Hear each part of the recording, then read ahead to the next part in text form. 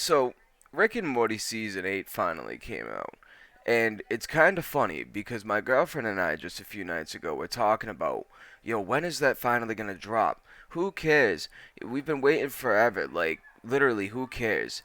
Especially because almost every time a season drops, there is a huge wait for it, both for it to come out on cable and on streaming. It is ridiculous. Rick and Morty has been doing this since like season 3 when they took that like 2 year break just to get the next season made, and we were wondering if we were ever even going to get it. Then season 4 comes out and they made the streaming deals with Hulu, and it took forever for it to get out onto streaming services even though it was on TV already. And it continued with almost every season of the show. But now we finally have season 8. And only days after me and my girlfriend had literally just decided we didn't care anymore. So we finally saw it pop up on our Hulu account, so we sat down to watch it on Friday night. And I have to say, this was one of the better seasons. I don't want to say best, but one of the better seasons in all of the 8 season run of Rick and Morty.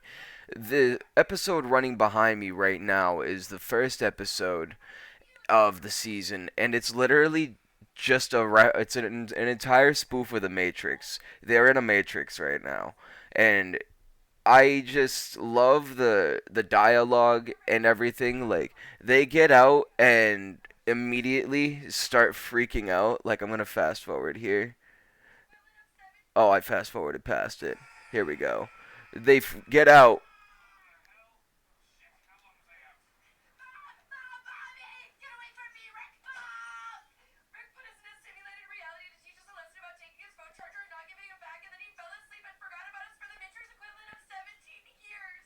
So, but my thing about this, right, is I loved this scene because not just of the dialogue, but the voice actors, they the way they do this entire scene just yanked me back to early Rick and Morty with Justin Roiland having Morty screaming in terror and the summer voice actor also screaming and just yelling and just the chaotic nature that the show has in general. It just pulled me right back to that. Not to mention they do this wacky thing where Summer and Morty keep their memories from inside the Matrix for most of the episode. And then the second episode, like these are my favorite episodes that I decided I've liked the most is the first, second, and eighth or ninth episode. The second episode is literally just a spoof of Star Wars featuring Rick and Space Beth or Clone Beth, whichever you want to call her. Like she even works for a version of Star Wars's Rebellion. Like when you look at them,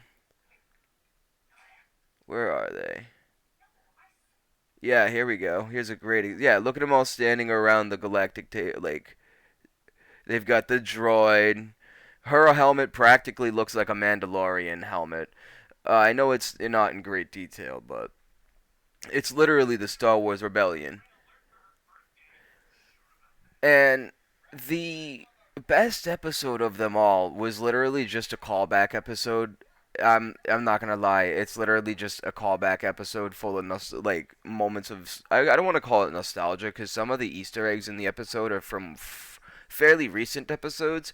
Like for example, if we go down here, Morty Daddy episode 9. I was just watching it a little bit before I hopped on this recording.